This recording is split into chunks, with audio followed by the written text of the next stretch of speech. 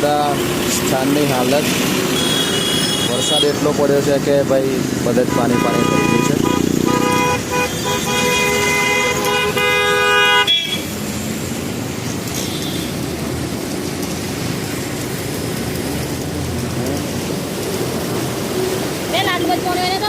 Railway કરી ના position થઈ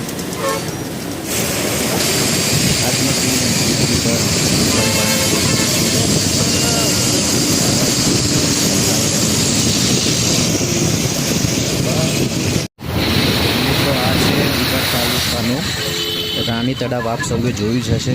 જે સાબરકાંઠાના વતની છે એમને ખાસ ખ્યાલ હશે.